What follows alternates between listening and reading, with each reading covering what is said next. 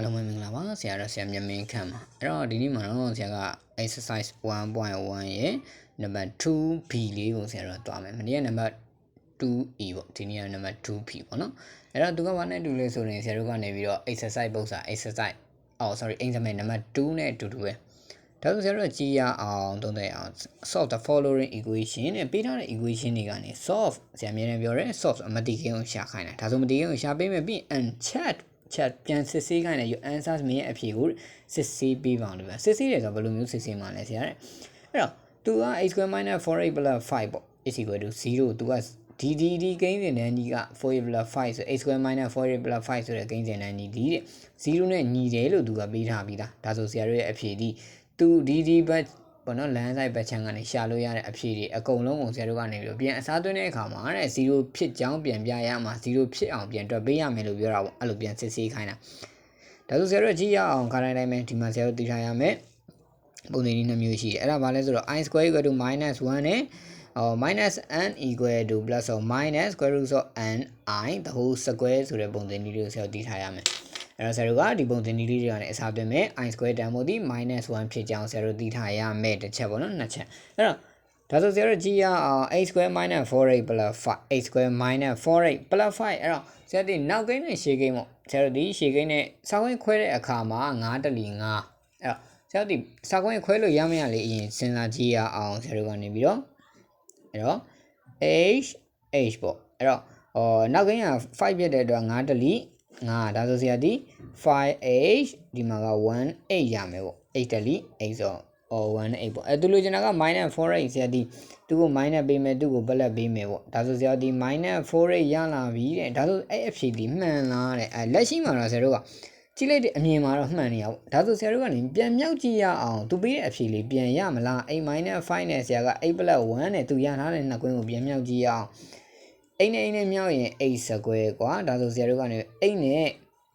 +1 နဲ့မြောက်ရင်8တလီ8ပေါ့ +8 ရမယ်အဲ့တော့သူဒီ -8 ရမယ်အဲ့တော့ဒီကိုကြည့်မယ် -5 နဲ့1နဲ့မြောက်ရင် -5 ပြန်ရမယ်ဒါဆိုဆရာတို့ကဘယ်လိုဖြစ်သွားမှာလဲအဲ့တော့ sorry အမှ -5 နဲ့8နဲ့မြောက်ရင် -5 8ပေါ့ဒါဆိုဆရာလူလေးလုပ်လိုက်မယ် sorry ပါတစ်ချက်မှားသွားတယ်နော်အဲ့တော့ -5 8 square minus ဒါဆိုဆရာဘယ်လိုဖြစ်သွားလဲ -4h -5 လေးဖြစ်သွားလိမ့်မယ်ဒါဆိုဆရာတို့ကနေပြီးတော့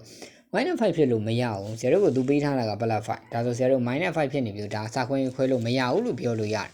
ဒါဆိုစာခွင့်ခွဲလို့မရရင်ဆရာဘာလုပ်မှာလဲတဲ့ဆရာအဲ့တော့ဆရာတို့ခါတိုင်းတိုင်းပဲ8 square minus 4h is equal to +5 လို့ဆရာဟိုဘက်ပို့လိုက်မယ်ညီမချင်းတစ်ဖက်ကိုပို့လိုက်တဲ့အခါမှာ+ဒီဟိုဘက်ရောက်ရင် minus ဖြစ်သွားမယ်အဲ့တော့ -5 ပေါ့ဒါဆိုဆရာတို့ဘက်ကနေပြီးတော့ဒီဘက်ညီမချင်းလမ်းတိုင်းဘက်ချမ်းကိုတစ်ချက်ကြည့်အောင်ကြည့်တဲ့အခါမှာ 8 square minus 4h ဆိုဆရာတို့ဒီ8က2ထပ်တစ်ထပ်ဒါဆိုဆရာတို့ဒီနောက်မှာ8ပါပါ0တက်ဆိုတဲ့ constant ပါမဲ့ gain မရှိဘူးဒါဆိုဆရာတို့ဒီ constant တစ်ခုပေါင်းရမယ်ပေါ့ဒါဆိုဘယ်လိုပေါင်းမှလဲတဲ့အခါတိုင်းတိုင်းပဲ8ပါဝါတစ်ထပ်ကိုတစ်ထပ်ရှိတဲ့မြောက်ဖို့ gain ကိုဆရာတို့က2နဲ့စားမှာအဲ့တော့8ပါဝါတစ်ထပ်ရှိတဲ့မြောက်ဖို့ gain က4กว่า4ကို2နဲ့စားရင်2ရမှာပေါ့နော်2ကိုဘယ်နှထပ်ပေါင်း2ထပ်ပေါင်းမှာဒါဆိုဆရာလူလေးလုပ်လိုက်မယ်8 square minus 4h plus အဲ့တော့2နဲ့စားတော့2กว่า2နဲ့ထပ်ပေါင်းမှာပေါ့ဒါဆိုပြောချင်တာတော့ is equal to ဒီဘက်ကို2နဲ့ထပ်ပေါင်းဟိုဘက်ကိုလည်း2နဲ့ထပ်ပေါင်းမယ်အပေါင်းပေါ့ဆရာဒီ2နဲ့ထပ်ဖြစ်သွားမယ်ပေါ့အဲ့မယ်နော်ဒါဆိုဆရာတို့ကဘယ်လိုလေးဖြစ်သွားမလဲဆိုရင်ရှေ့ကိန်းနဲ့နောက်ကိန်းပဲယူမှာတော့ယူတဲ့အခါကျရင်ဆရာတဟိုးစကွဲယူတဲ့အခါကျရင် h အဲ့တော့ရှင်းနှုတ်နောက်ပေါင်းဆိုတော့ဆရာကဒီမှာအနှုတ်ဖြေရမှာ h - 2 the whole square is equal to အဲ့တော့ဒီမှာက -5 နှစ်နဲ့ထက်က4ဖြစ်တဲ့အတွက် +4 ပေါ့ဒါဆိုဆရာတို့ဘယ်လောက်ကျန်မှာလဲ -1 ကျန်မယ်ဒါဆိုဆရာဒီ h - 2 the whole square is equal to -1 ပေါ့ဒါဆိုဆရာတို့ကပြီးပြီလားမပြီးသေးဘူးဆရာတို့ကတစ်ဖက်မှာတော့ h - 2 the whole square လူချင်းတဲ့ပုံစံလေးတွေဝင်သွားပြီဒါပေမဲ့8ကိုရှာဖို့တော့ square ဖြစ်ဖို့လိုတယ်ဒါဆိုဆရာတို့ဒီပုံစံနည်းလေးတွေဝင်လာကြည့်ကြရအောင်အဲ့တော့ -n -1 ဒါဆိုပုံစံနည်းတွေဝင်သွားပြီဒါဆိုရင်ဆရာဒီ n နေရာမှာဘာဝင်နေပြီလဲ1ဝင်နေပြီဒါဆိုဒီ n နေရာမှာလဲဆရာဒီ1ထည့်လို့ရပြီပေါ့ဒါဆိုဆရာဒီ square root of 1i the whole square ဖြစ်သွားမှာပေါ့ဒါဆိုဘယ်လိုလေးဖြစ်သွားမလဲဆိုတော့ h - 2 the whole square is equal to အဲ့တော့ plus or minus square root of 1i the whole square လေးဖြစ်မှာပေါ့ ဒါဆိုဆရာတို့ဒီ square ရဲ့ကြည့်ပြီးခါတိုင်းတိုင်းပဲ h minus 2 is equal to root 1ဒီ1နဲ့ပဲတူလို့ဆရာမရေးတော့ဘူး plus or minus I ပေါ့ရမယ်နော်ဒါဆိုဆရာဒီနှစ်ကနှုတ်ထားတယ်ဒီဘက်လိုက်ပေါင်းပါပေါ့ h is equal to ပေါင်းလိုက်တော့ဆရာဒီ minus 2ကနေ plus 2ဖြစ်သွားမယ်ဒါဆို plus 2 plus or minus I ဆိုပြီးထွက်လာမယ်အဲ့တော့ဆရာတို့ကနေအဖြေလေးကနှစ်ခုထွက်လာမယ်ခါတိုင်းတိုင်းလေးပဲ do solution r ပေါ့ထို့ကြောင့်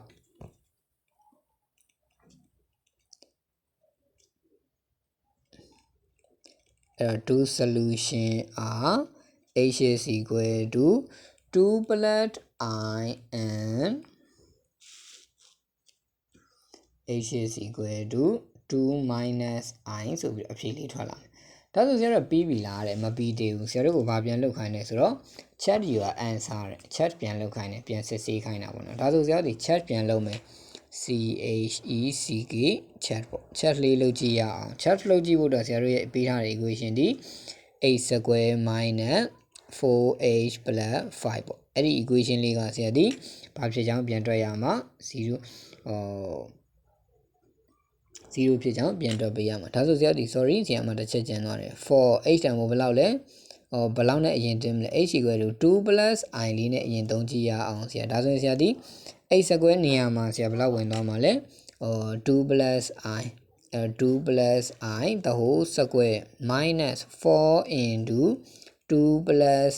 I plus 5ပေါ့နော်ဒါဆိုဆရာတို့ဒီဖြေရအောင်ခွင့်လေးဖြေမယ်2 plus ဆိုနှစ်နဲ့ထပ်က4ပေါ့နော်ပြီးရင်ဆရာဒီရှင်းနေနောက်နဲ့မြောက်ချင်းနှစ်ဆရှင်းနေနောက်နဲ့မြောက်ရင်2နဲ့ I နဲ့မြောက်ရင် 2I